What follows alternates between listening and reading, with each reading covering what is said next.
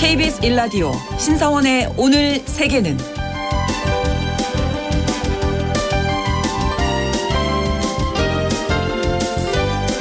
안녕하십니까. 아나운서 신성원입니다. 2024년 새해가 시작되고 첫 번째 금요일을 맞았습니다. 이번 한 주 동안 어떻게 보내셨습니까? 국제사회는 새해 들어서도 뒤숭숭했는데요.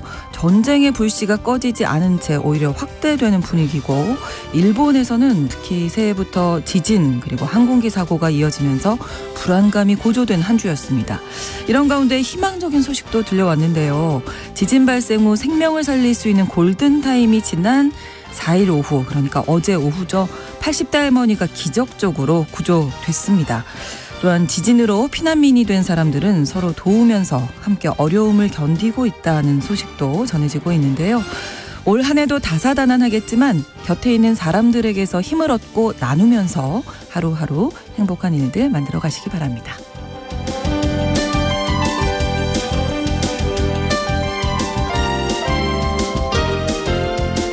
오늘 아침 전해진 국제사회 뉴스 잠시 후에 오늘의 헤드라인 뉴스로 정리해드립니다. 그리고 브라질이 월드컵을 비롯한 국제대회에 출전을 금지당할 위기라고 하는데요. 통신원 취재수첩에서 자세한 소식 전해드리겠습니다. 그리고 오늘의 글로벌 이슈에서는 러시아에서 귀한 한국인 일리아 벨랴코프 씨와 함께 한국과 러시아에 대한 이야기 나눠보겠습니다. 1월 5일 금요일 KBS 1라디오 신성원의 오늘 세계는 시작합니다.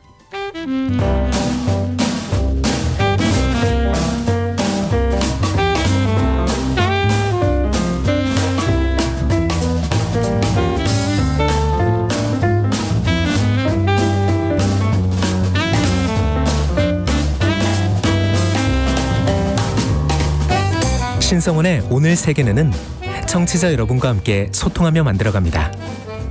실시간으로 유튜브로 보실 수 있고요. 여러분의 의견도 기다립니다. 짧은 문자 50원, 긴 문자 100원이 드는 샵 9730. 라디오와 콩 앱으로 많은 의견 보내주십시오.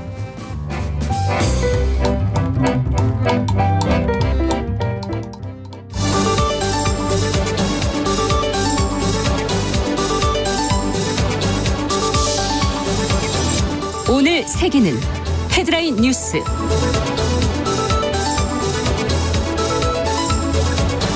이슬람 극단주의 테러 조직 이슬람 국가 IS가 이란에서 발생한 대규모 폭탄 테러의 배후를 자처했다고 로이터 통신이 보도했습니다.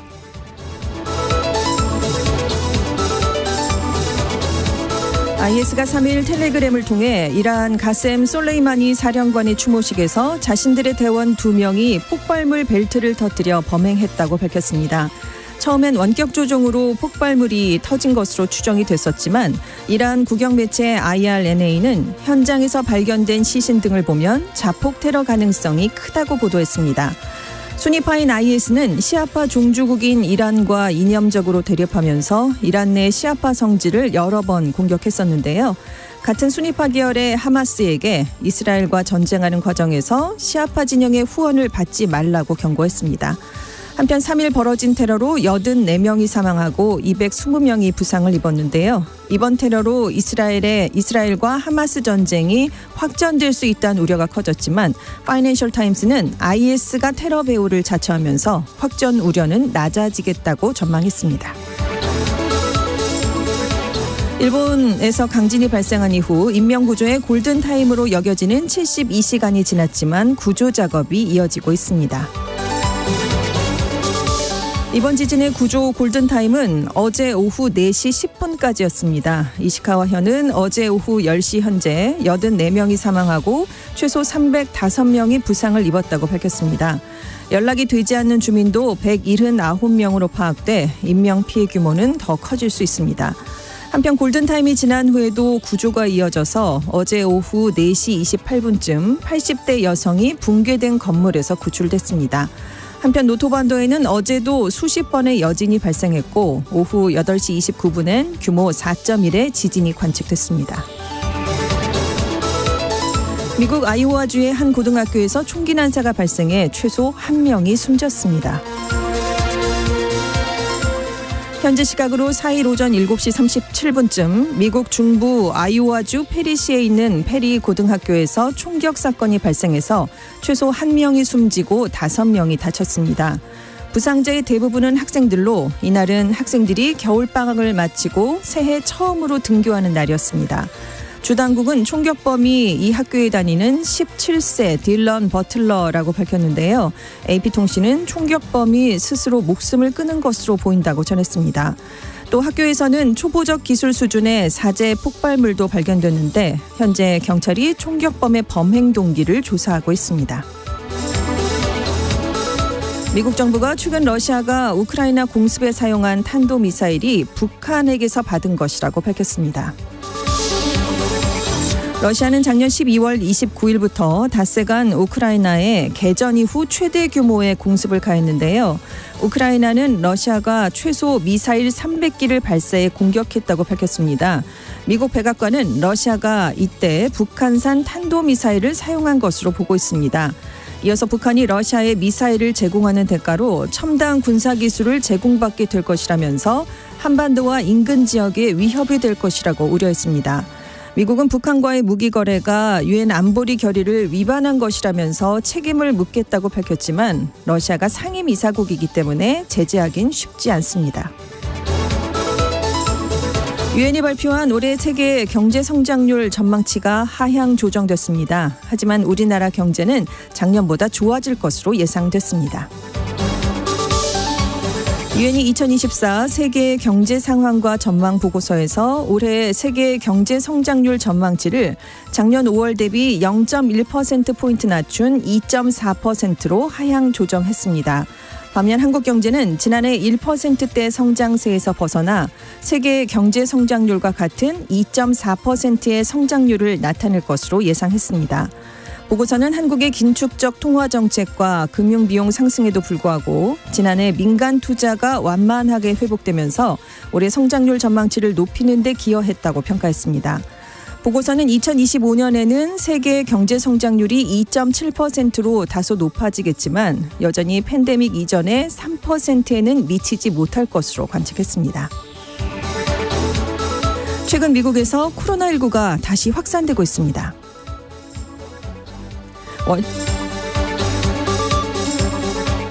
워싱턴 포스트가 최근 미국에서 코로나19가 다시 확산하면서 1년 전 겨울 수준으로 감염이 확산될 수 있다고 전했습니다. 전문가들은 지역사회 코로나19 감염 확산 지표 중에 하나인 하수 샘플에서 높은 비율로 코로나19 바이러스가 나타나고 있다고 밝혔는데요.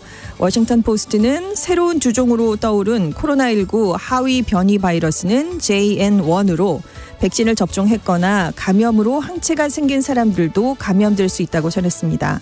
특히 미국 질병통제예방센터가 코로나19 감염자에게 5일간 격리를 권장하고 있지만 감염자들이 자가격리를 하지 않고 있고 무료 검사를 받기도 어렵다면서 이런 상황이 감염 확산을 쉽게 하고 있다고 지적했습니다.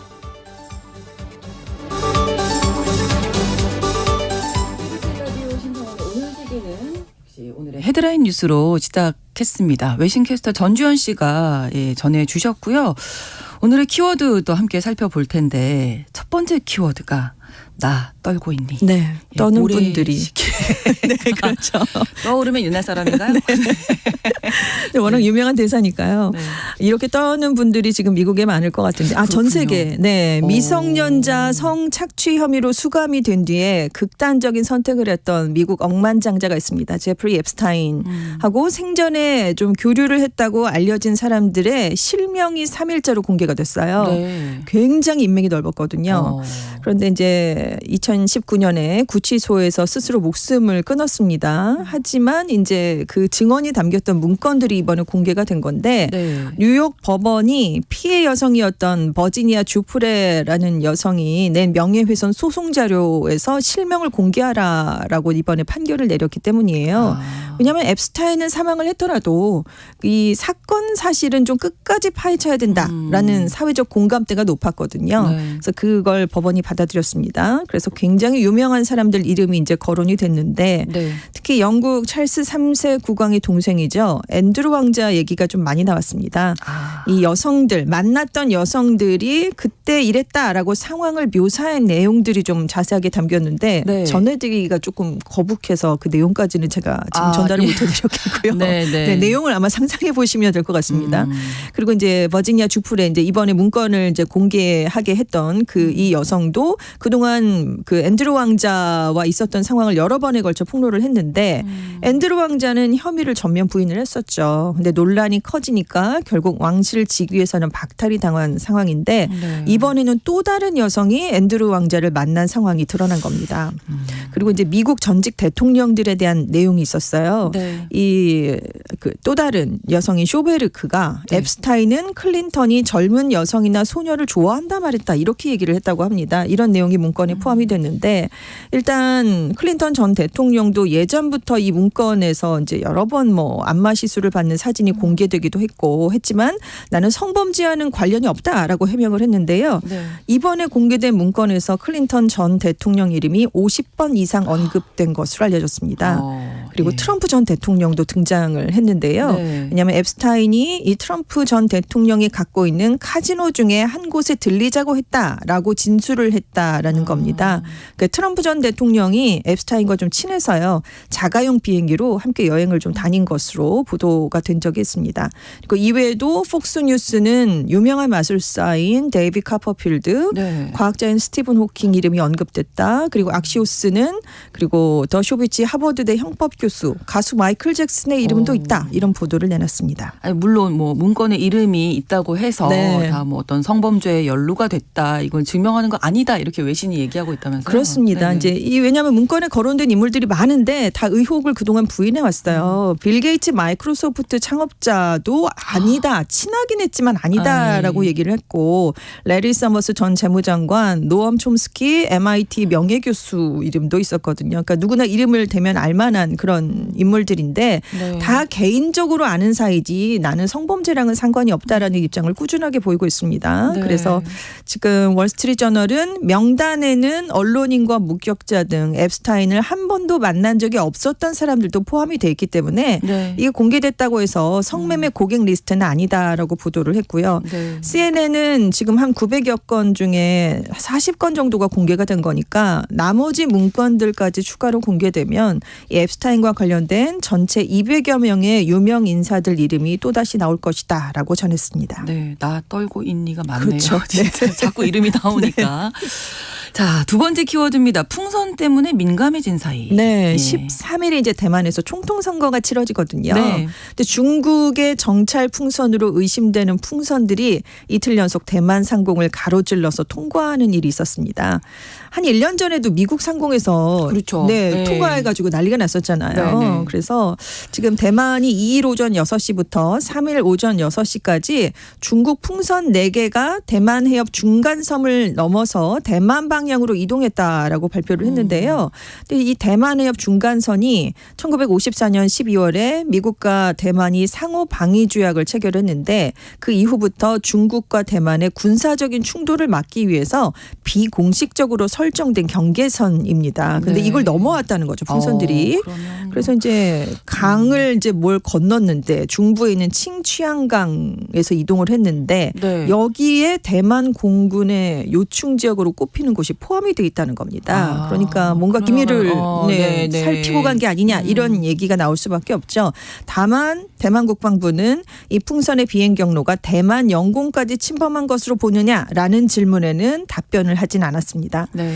근데 지금 대만은 굉장히 총통 선거 이제 얼마 안 남았으니까 이제 일주일 남았거든요. 네. 막판 선거 운동을 하고 있어요. 친중 성향인 제1야당 국민당의 허우유이 후보, 여당인 민진당의 라이칭도 후보가 지금 굉장히 엎치락뒤치락 치열한 접전을 펼치고 있습니다. 네. 그러니까 이번 풍선 정찰을 통해서 대만이 좀 안보적으로 불안감을 중국이 조장해서 친중 성향 후보에게 유리한 분위기를 조성하려고 띄운 게 아니냐 이런 분석들이 그래서 나오고 있습니다. 네.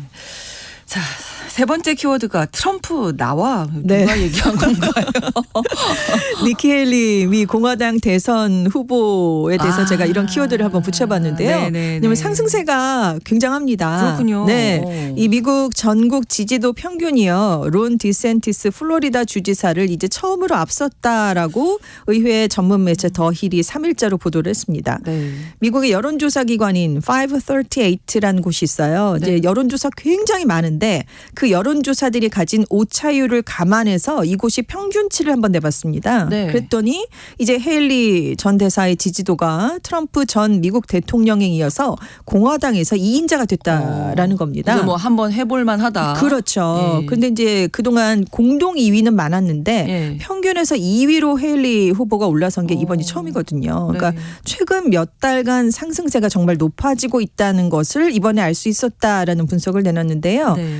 8월 이후에 지금 헤일리 후보가 공화당 대선 후보 토론회에서 두각을 나타내고 있습니다. 물론 이 토론회에 트럼프 전 대통령은 나오지 않습니다. 내가 이렇게 압도적인데 왜 나가냐 지금 이런 입장이거든요. 네, 그렇군요. 네. 의미가 없다 이렇게 자신감이 뭐, 얘기를 하고 있어요. 그래서 네. 지금 디센티스 플로리다 주지사가 2인자로 굉장히 유력했는데 경선 과정에서 지금까지는 2위였습니다. 트럼프 후보를 바짝 쫓기도 했는데 지지율이 30%를 넘다가 최근 몇 달 동안에는 10% 초반 어느 한 여론조사는 7%대 수준으로까지 지금 한 자릿수로도 떨어지는 그래요? 조사가 나오고 있어요.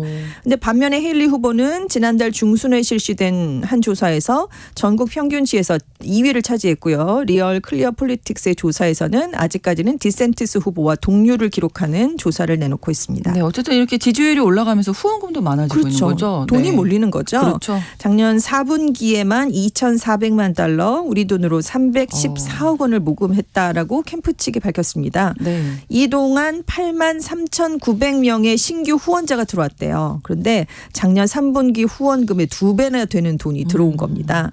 지금 공화당 경선이 이제 시작을 앞두고 있어요. 6월까지 주별로 당원 대회인 코커스 아니면 일반 유권자들도 참여하는 프라이머리가 이제 연달에 열리는데 네. 15일에 아이오와에서 당원 대회가 처음 열리면서 이제 문을 열게 됩니다. 시작이죠. 네. 네, 이제 아이오와 지금 평균 지지율은 트럼프 전 대통령 50%, 디센티스 주지사가 18.4, 헤일리 전 대사는 15.7. 아직은 헤일리 대사가 여기에서는 3위입니다. 네. 근데 지지율이 상승세를 보이고 있죠. 그러니까 이제 아이오와에서 해볼 만한 격차로 2위에 오를 가능성이 얼마든지 있거든요. 그래서 2월 말까지는 트럼프 전 대통령과 양자 구도를 형성하지 않겠느냐라고 전문가들은 보고 있고요. 네. 그리고 그 다음에 이제 첫 번째 예비 경선이 예정된 뉴햄프셔주가 있는데 네. 지금 트럼프 전 대통령, 니키 헤일리 전 대사의 지지율이 나란히 상승해서 지금 오차 범위 내에서 여기서는 접전을 벌이고 있습니다. 그 트럼프 전 대통령이 37%, 네. 헤일리 전 대사가 33%. 지금 오차 범위 안에 딱 들어가거든요. 그래서 그렇군요. 아주 굉장히 맹추격하고 있는 상황입니다. 예, 아무튼 이 미국 대선 이야기가 네. 올 한 해를 뜨겁게 달구지 않을까 그렇습니다. 싶습니다. 네. 자, 다음 키워드로 블루칼라 역습 시대라고 하셨어요. 네, 예. 최근에 이제 잘 사는 선진국들을 중심으로 빈익빈 부익부 현상이 예전에 비해서 좀 둔화되고 있다라는 연구 결과가 나오고 있어요. 네. 특히 미국이 작년 7월 기준으로 연방 최저 시급인 시급이 7.25달러 한 9,500원을 받는 근로자가 이제는 전체 시간제 근로자의 0.1%도 안 된다. 그러니까 이미 최저임금보다 훨씬 많은 돈을 받으면서 저숙련 단순직 근로자들이 근무를 하고 있다라는 얘기인데요. 네. 레저와 접객업에 종사하는 일반 노동자의 시간당 임금이요. 지난 2019년 4월부터 작년 4월까지 30% 높아졌다고 합니다. 그래서 같은 기간 전체 노동자 임금 상승률이 20%였는데 그거보다 훨씬 좀 많아진 거죠. 그리고 이제 대학 학위가 필요 없는 대신에 도제식으로 견습 교육을 받아야 하는 일자리 임금은 이거보다도 훨씬 더 높아진 것으로 나타났어요. 그래서 이 코로나 기간에 저소득층 근로자들 소득은 8%가량 높았는데 네. 반면에 중간 고소득자들의 임금은 제자리 걸음을 한 것으로 조사가 됐거든요. 그래서 네. 블루칼라 역습 시대가 열렸다. 그러네요. 아무래도 이제 팬데믹을 거치면서 근로자들이 많이 떠나갔잖아요. 그래서 몸으로 일하는 블루칼라 근로자들의 임금은 올라갔는데 그동안 AI 기술이 발달을 하면서 머리로 일하는 IT를 비롯한 고소득 사무직 일자리가 더 빨리 없어졌습니다. AI. 네. 이렇게 무시할 수가 영향을, 없죠. 네, 네. 미치는군요. 자, 5번째가 노력하는 사람에게 불가능이란 없다. 네, 이게 알렉산더 대왕의 얘기인데 예. 이걸 실천한 소년이 나왔습니다. 그래요. 미국에 사는 13살 소년이요. 네. 인간으로서 처음으로 테트리스를 완전히 깨버리는 그런 일이 발생을 했습니다. 그러니까 시스템이 한계를 일으켜서 게임이 멈추는 걸 킬 스크린 현상이라고 하는데요. 네, 더 이상 이제 없어요. 없어요. 할 수가 없는 깰 거죠. 수 있는 스테이지가 없는 거죠. 그러니까요. 닌텐도의 가정용 게임기로 출시된 89년판 테트리스 게임에서 네. 킬 스크린을 해낸 거예요. 그래서 지난달 21일에 이 게임을 한 38분 동안 하면서 네. 마지막 157레벨을 돌파했습니다. 근데 지금까지는 AI로 구동된 본만 이 킬 스크린을 해냈거든요. 근데 사람이 그렇습니다. 직접. 그래서 오랫동안 레벨 29가 인간이 도달할 수 있는 한계로 여겨졌는데 그래서 사람은 이걸 못한다라고 간주가 됐었는데 다양한 조작 방식이 연구됐어요. 그래서 끝내 이 깁슨이라는 소년이 이 프로그램 코딩 제안에 의해서 도달할 수 있는 최후의 고지를 밝게 됐습니다. 근데 2년 전에 처음 이 게임을 하기 시작을 했대요. 이 소년이 얼마 되지도 않았네요. 네. 근데 지금 미국 최고의 테트리스 플레이어 중에 한 명으로 성장을 했는데 일주일에 한 20시간씩 이 게임을 연습했다고 해요. 예. 그래서 그 클래식 테트리스 월드 챔피언을 지낸 클레멘트 회장이 인간이 한 번도 해낸 적이 없는 기록이었는데 몇 년 전까지만 해도 모두가 불가능하다고 생각했던 일을 이번에 해냈다라는 평가를 내놨습니다. 네, 이 소년도 대단하지만 네. 일주일에 20시간씩 게임하고 있는 걸 그냥 보고 용인해 계셨던 주는데. 부모님께 저는 네. 박수를 보내드리고 있습니다. 많이 오늘- 공감하실 것 같아요. 그렇습니다. 부모님들이. 네. 오늘의 헤드라인 뉴스 그리고 키워드까지 외신캐스터 전주현 씨와 함께했습니다. 고맙습니다. 네, 감사합니다. KBS 일라디오 신성원의 오늘 세계는 1부 마무리하고 2부에서 통신원 취재 수첩으로 이어가겠습니다. 11시 30분부터 일부 지역에서는 해당 지역 방송 보내드리고요. 노래 전해드립니다. 엘튼 존의 노래 Don't Go Breaking My Heart.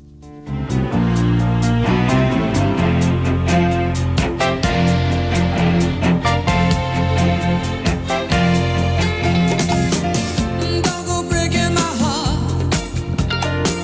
I couldn't if I tried.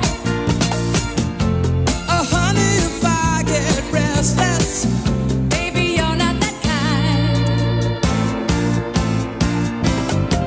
Don't go breaking my heart. You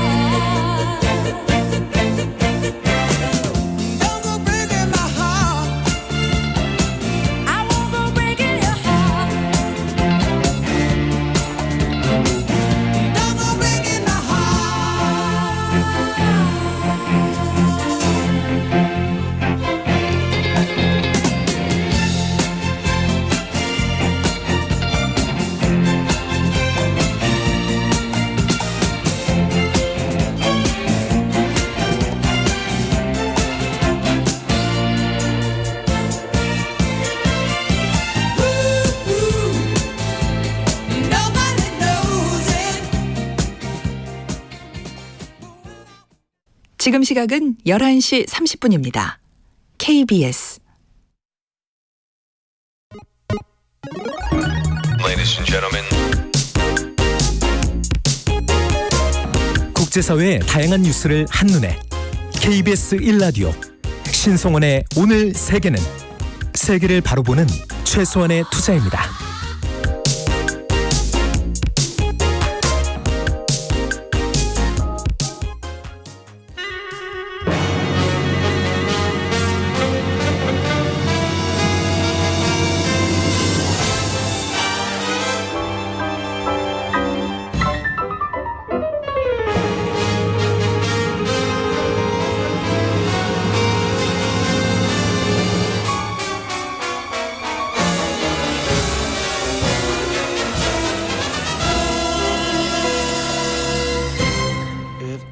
To be you, it had to be you. I wandered around and finally found the somebody who could make me be true, could make me be blue, or even be glad just to be sad thinking of you.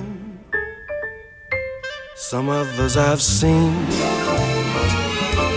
might never be mean, might never be cross or try to be boss, but they wouldn't do. For nobody else gave me a thrill. With all your faults, I love you still. It had to be you, wonderful you. It had to be you.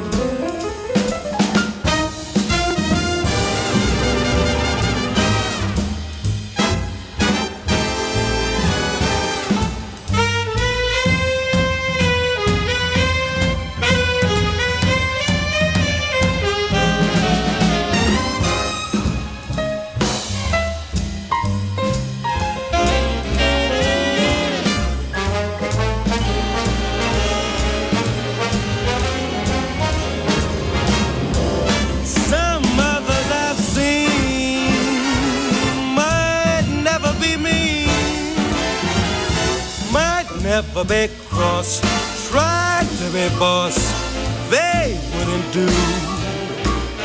For nobody else gave me a thrill. With all your faults, I love you still. Baby, it had to be you, wonderful you, had to be you.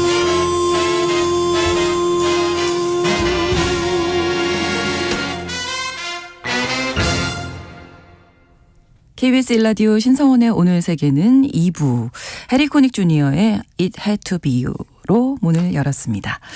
오늘 세계는 이 청취자 여러분과 함께 소통하면서 만들어갑니다. 실시간으로 유튜브 통해서 생방송 보실 수 있고요. 또 여러분의 의견도 기다리고 있습니다. 짧은 문자 50원, 긴 문자 100원이 드는 샵 9730, 우물정 9730번 누르시고 의견 보내실 수 있고요. 라디오 콩 앱으로도 많이 참여해 주시기 바랍니다.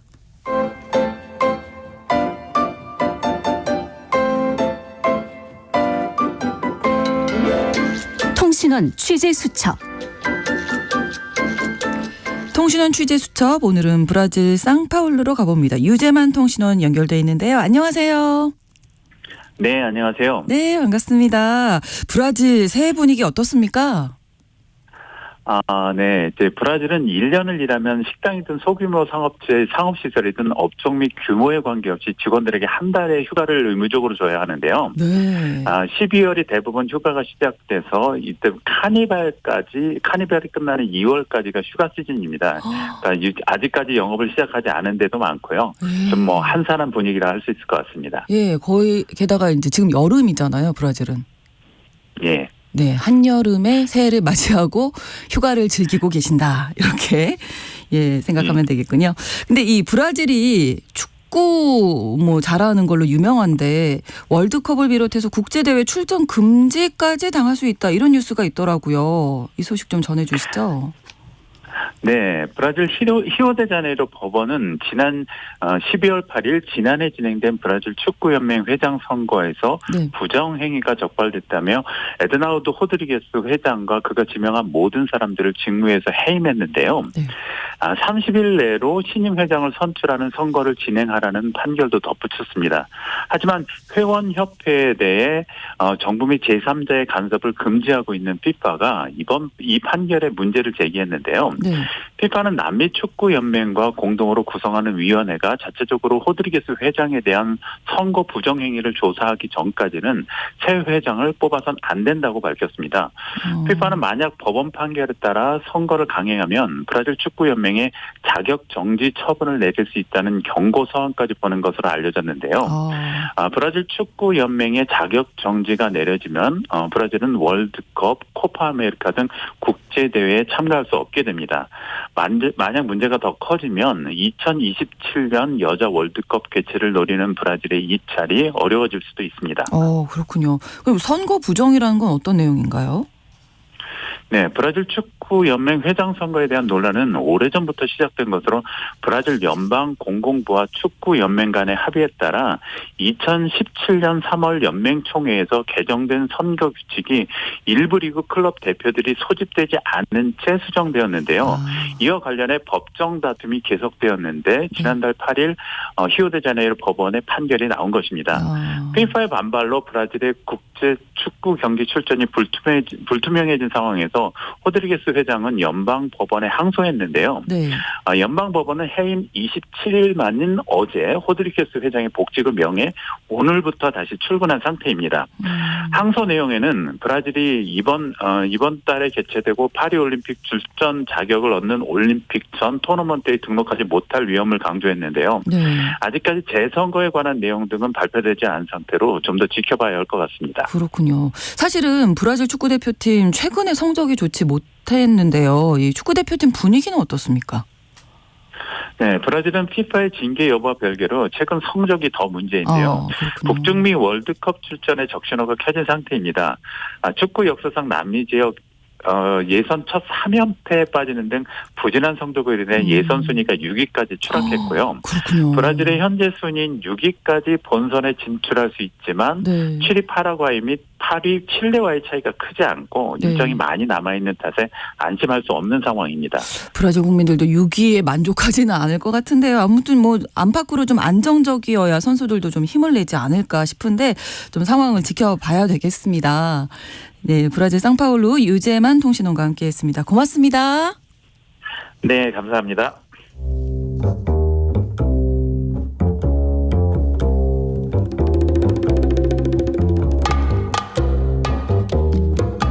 세계를 알면 우리가 보입니다.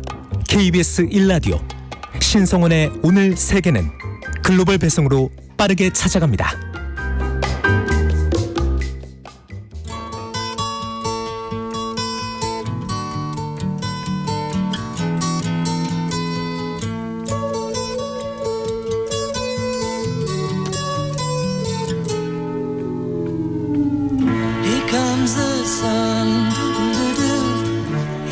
KBS 1라디오 신성원의 오늘 세계는 글로벌 이슈에서요.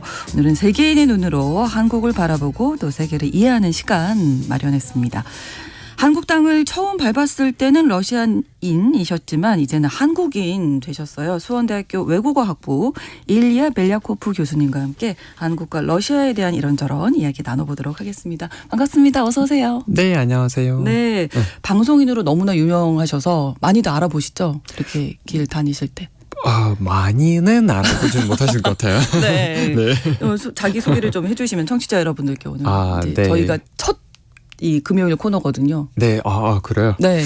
반갑습니다. 영광스럽습니다. 예, 그러면. 저희가 감사합니다. 네. 전 러시아에서 왔고요. 이제 한국에 산 지 20년 넘은 형제 귀화에서 자랑스러운 대한민국 국민 일리아라고 합니다. 예. 20년 되셨어요? 처음 오신. 네, 저는 처음에 왔을 때가 2003년 3월 28일. 2003년 3월 28일 네, 날짜는 기억하시나요? 네, 기억합니다. 근데 귀화는 2016년에 네, 8년 전에 하신 거고요. 네, 맞아요. 좀 특별한 계기가 있으셨을까요? 특별한 계기라기보다는 오래 살다 보니까 되게 자연스럽게 느껴지는 그런 결과라고 얘기를 해야 되나? 네. 네. 그러면 처음에는 어떻게 오셨어요? 처음에는 2003년에 유학으로 왔죠.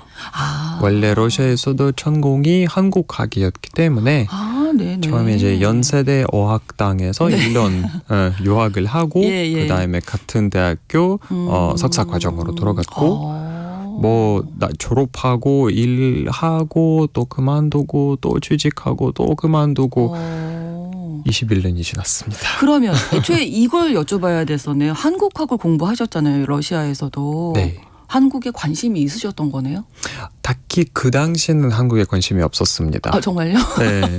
고등학교 때 제가 외국어를 공부하는 게 너무 좋아서 예, 무조건 외국어 학부에 들어가야 한다는 이제 주제로 여러 외국어 학부에 지원하다가 네. 그 중에 된 게 한국어 학과였어요. 아, 예. 처음에는 이제 점수에 맞춰서 네, 맞아요. 어떻게 보면 점수에 예. 맞췄어요. 예. 한국어 네. 공부를 하셨는데 하다 보니까 좀 매력을 느끼셨나요? 그렇죠. 아무래도 그러니까 어렵기도 하고 또 그렇게 많은 사람들이 공부하고 있는 언어가 아니다 보니까 네. 뭔가 그렇죠. 그런 그 당시만 해도 아마 2000년대 초반이니까 없었어요. 그러니까 예. 그때가 얼마나 오래 전이냐면 K-팝도 없었어요. 그 당시는. 그렇죠. 네. 예, 우리나라에서만 조금 예. 그렇죠. 예. 예. 그 당시는 막 뭐 시야, 뭐 H.O.T, 뭐 핑클 맞아요. 그 시대였기 때문에. 그렇죠. 네. 아, 그런데 이제 한국어를 배우기 위해서 네. 또 한국에 오셨다가 아예 귀화를 하셨는데 네. 그 귀화 시험에서 100점 만점에 98점 한 문제 틀리신 거잖아요. 네, 맞아요. 어떤 문제를 틀리셨는지 기억하세요, 지금? 기억하죠. 이것도 방송에서 많이 제가 얘기를 한 네네. 건데 그 당시는 전 서울 시민이거든요. 네. 항상 왔을 때부터 서울에 살아왔고 예. 뭐 서울 토박이. 그렇죠. 네. 네. 다른 지역에 많이 여행하러 가보지만 네. 살아보지 못해서 근데 저에게 돌아오는 질문이 경기도의 쓰레기 봉투 색깔은 종량제 쓰레기 봉투의 색깔은 이거 틀리셨어요? 네, 이게 틀렸어요, 경기도. 제가. 아, 서울 시민이시니까. 네, 그건 서울 뭐 저도 시민이니까. 못 맞추겠는데요. 경기도 모르겠어요. 저도 서울 시민이라. 네, 저도 서울 시민이라 잘 몰랐습니다. 이제는 그래서 아세요? 2점 감소가 됐습니다. 아, 너무 아깝게 100점 만점. 만점으로 귀화하실 수 있었는데 아깝네요. 전 마음속에서는 만점입니다. 아, 예, 그러니까요. 근데 모국은 어떻게 보면 이제 내가 태어난 곳이기 때문에 선택할 수 없는 문제는 귀화는 네. 사실 선택을 하신 거잖아요. 한국으로. 그렇죠. 네. 선택한 나라에 사는 느낌은 어떤 걸까요?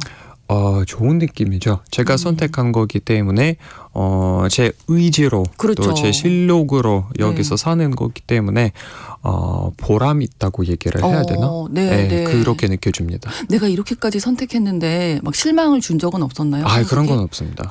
네. 네, 저는 그러니까 낙관주의자가 아니고 네. 그렇다고 해서 비관주의자도 아니지만 네. 현실적으로 세상을 바라보는 스타일이라서 이 세상에서 지상낙원이 존재하지 않는다고 네. 생각하기 때문에 뭐 한국도 뭐 장단점이 다 있어서 그렇죠. 네, 네.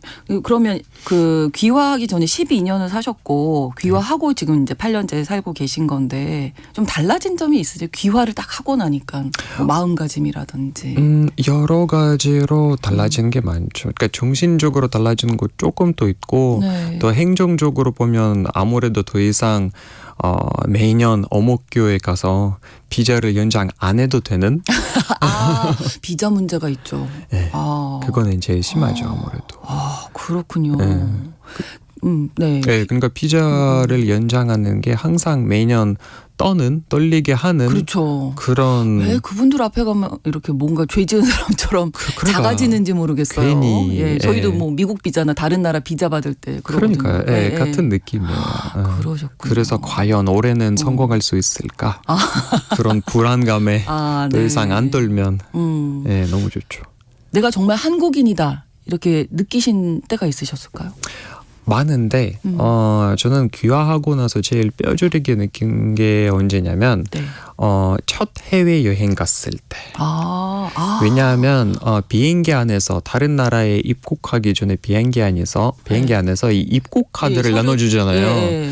여태까지는 제가 평생 동안 내셔널리티 란에서 러시아인이라는 그 국적을 썼는데 갑자기 이번 항공편부터 사우스 코리아라고 써야 하는 게 예, 그때 딱 느낌이 예, 공중에 떠 있었을 때 그 느낌이 내가 이제 더 이상 항상 서류상으로 이렇게 사우스 코리아, 그러니까 나의 소속감은 사우스 코리아라는 그런 게 딱 와닿았어요. 그럴 수 있겠네요. 네. 가장 와닿는 가장. 뭐 여권이나 이런 그렇죠. 것들이 가장 아무래도 상징이 있으니까. 그렇죠.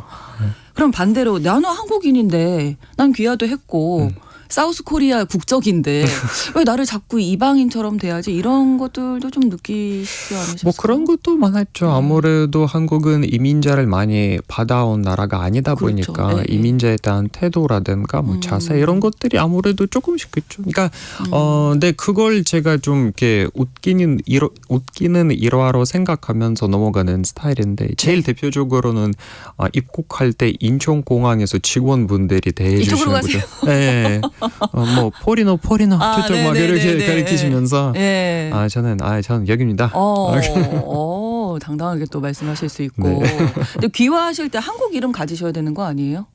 원래는 항상 그랬는데 네. 2012년인가 14년이 법이 바뀌어서 이제는 그렇게 안 해도 됩니다. 자기 원래 이름으로 귀화를 할 수 있게 됐습니다. 그렇군요. 네. 그래서 저는 따로 한국 이름이 혹시 따로 있으신가? 아니면 뭐 친구분들 사이에서 애칭처럼 한국식으로 왜 이렇게 부르는 이름 혹시 있으세요? 따로 없는데, 그러니까 제가 생각하고, 그러니까 지금 개명을 사실은 생각하고 있거든요. 아직은 생각만 수준이지만, 그래서 생각하고 있는 한국 이름이 있긴 해요. 네. 근데 아직은 공식적으로 이건 안 쓰기도 하고 친구들이 딱히 그냥 일리아라고 부르는 것 같아요.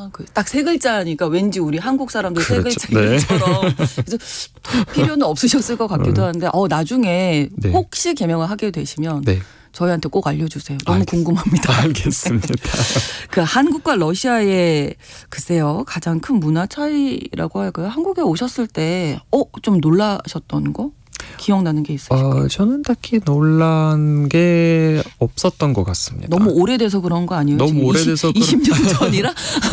너무 오래돼서 그런 것도 예. 있고요. 그리고 아무래도 제가 그냥 무턱대고 한국에 온 게 아니기 때문에 오기 이전에도 뭐 경제, 정치, 역사, 사회에 대한 많은 지식을 받고 알고 온 계셨고. 케이스라서 네.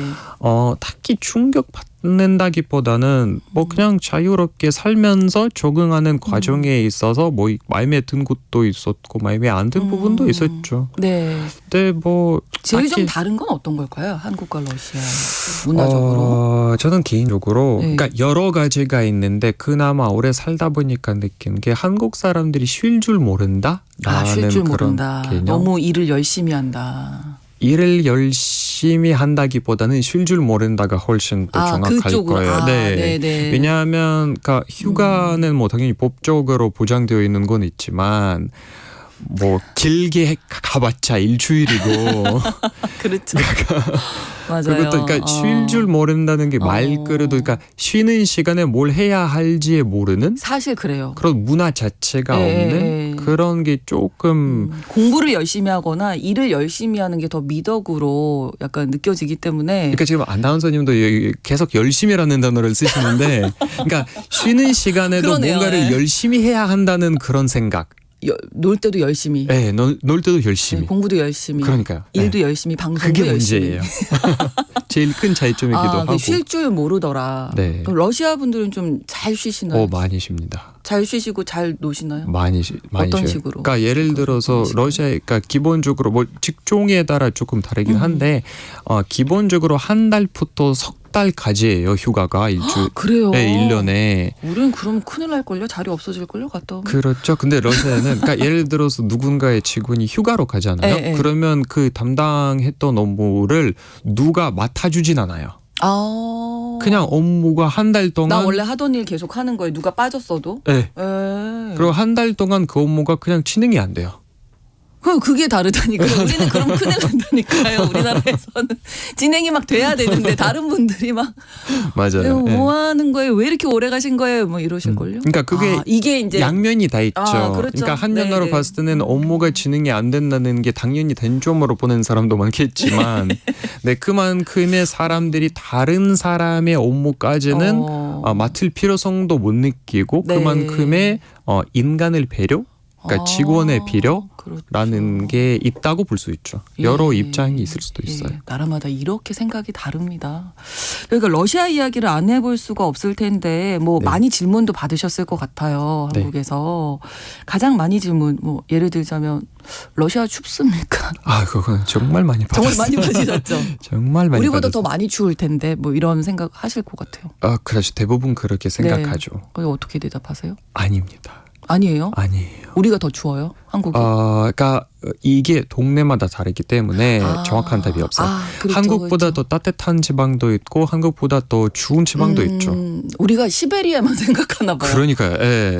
러시아 이퀄 시베리아. 그게 아니거든요. 그렇죠. 예, 그렇죠. 러시아는 정말 따뜻한 지방도 있어요. 뭐 소치나 흑해 해안가에 있는 지방들은 네네. 아예 겨울이 없는 지방이고요. 거기는 네. 추워봤자 뭐 영상 13도? 그게 제일 추운 거고요. 겨울에도? 그리고 반면에 여름이 아예 없는 지방도 완전 북쪽으로 가면 막 뭐 여름에 뭐 따뜻해봤자 영하 30도 그런 지방도 있죠. 그러니까 완전 워낙 땅이 극과- 넓으니까. 극과 극이니까 딱히 러시아가 춥죠라는 게 아니라 러시아 당신의 동네는 어떠실까요? 라는 네네. 질문이 훨씬 더 정확해요. 원래 계셨던 동네는 어땠어요? 저는 블라디보스톡에서 왔고요. 블라디보스톡은 블라디보스톡. 같은 동해라서 예. 한반도랑 비슷하죠? 크게 차이가 없어요. 네, 거의 네. 비슷하다고 보시면 돼요. 네. 네. 러시아 전쟁 얘기를 또 안 할 수가 없어서 아마 이 질문도 많이 받으셨을 것 같은데 네. 일리아 교수님 아버님이 이제 러시아 분이시고 어머님이 우크라이나 출신이셔서 그런 소문이 도는 건 아니에요? 저도 알고 있는데 소문이에요? 아니에요. 아니에요. 둘 다 러시아인데 네네. 엄마가 이제 어렸을 때 우크라이나에서 살았지 러시아 사람은 우크라이나 출신은 아니에요. 아니시고. 네. 산 건 맞아요. 우크라이나에서. 이 전쟁에 대해서는 어떻게 생각하십니까? 말도 안 되죠. 그거는 당연히 전쟁이라는 것 자체가 당연히 또 말도 안 되고 또 거기에다가 지금은 뭐 러시아 입장과 우크라이나 입장, 소방의 입장 제가 다 계속 모니터링 하고 있는데 뭐 쉽진 않죠. 되게 복잡한 문제이기도 하고. 뭐 그 푸틴 대통령이 이렇게 전쟁을 계속하는 배경에 슬라브주의가 있다. 이거는 어떻게 저희가 이해를 하면 이거는 단순한 얘기가 아니고 그러니까 슬라브주의라는 게 원래 러시아 사상 속에 있는 그런 철학적인 흐름인데 네. 푸틴 대통령이 그런 흐름의 대표적인 대통령이라고 할 수 있어요. 맞아요. 그러니까 슬라브주의라는 게 러시아 문명을 따로 본다는 얘기인데 우리가 네. 유럽도 아시아도 아닌 별다른 문명이다라는 게 그런 철학적인 흐름의 기본적인 사고 방식인데 네, 그게 그 슬라브주의 때문에 우크라이나를 공격한 건 아니에요. 그거는 네, 이 전쟁의 이유는 좀 다른 데 있어서 네, 원래는 슬라브주의라는 사상의 푸틴이 거기는 속해 있는 게 맞아요. 그렇군요. 그럼 러시아 사람들은 이 뭐 푸틴 대통령에 대해서 아니면 이번 전쟁에 대한 입장이 어떻게 다를까요? 다르죠. 사람마다 다르죠. 세대별로도 다르겠고. 세대별로도 다르고 또 큰 도시냐, 소도시냐, 대도시냐에 따라도 다를 거고 교육 수준에 따라도 다를 거고 뭐 여러 요인이 있어서 사회 자체가 많이 분열돼 있어요. 이거는 그렇군요. 우리도 지금 삼국 사회가 분열되어 있다고 얘기를 하는데 그것보다 조금 더 심하다고 보시면 될 것 같아요. 전쟁이라는 것 자체가 사회에서 일어날 수 있는 최악의 사건이기 때문에 그렇죠. 분열도도 그나마 최악의 단계에 도달했다고 얘기를 할 수 있을 것 같아요. 네. 아무튼 전쟁이 좀 빨리 끝나서 평화로워졌으면 좋겠는데 갈등이 또 워낙 많으니까 그 이후에도 참 그걸 봉합하기가 쉽지는 않겠다. 복잡하죠. 싶은데. 쉽지는 않죠. 예. 요즘은 어떤지 좀 소식 접하시나요? 네. 주로 이제 뭐 여러 가지 매체를 통해서 소식을 많이 하고 있죠. 뭐 현재 언론도 보고 현재 있는 친구들이랑 얘기를 하기도 하고 뭐 여러 가지로 하고 있죠. 네. 우리가 글쎄요. 어떤 생각을 가져야 할지 예, 좀 끝으로 정리해 주시면 좋겠습니다. 예. 뭐 전쟁은 일단 항상 나쁩니다. 그렇습니다. 전쟁이라는 너무 건. 희생이 많아서요. 네. 그리고 지금은 러시아와 우크라이나를 전쟁을 보니까 정치인께 제가 당부를 드리고 싶은 게 전쟁이라는 말을 쉽게 함부로 입 밖으로 내뱉으면 안 된다는 그렇죠. 말씀을 드리고 싶습니다. 이걸로 나를 뽑아주지 않으면 전쟁이 납니다라는 말은 사실은 극단적인 말이기 때문에 그렇죠. 안 그랬으면 다시 한번 생각을 해보셨으면 하는 바람을 개인적으로 표합니다. 네, 빨리 러시아 우크라이나 전쟁 마무리가 좀 돼서 평화가 찾아왔으면 좋겠습니다. 네, 글로벌 이슈 코너 수원대학교 외국어학부 일리아 벨야코프 교수님과 함께 재미난 이야기 또 심각한 이야기, 진지한 이야기도 나눴습니다. 오늘 말씀 고맙습니다. 네, 감사합니다. 신성원의 오늘 세계는 마치면서 아하의 테이크 온 미 전해드립니다. 저는 월요일에 다시 오겠습니다. 고맙습니다.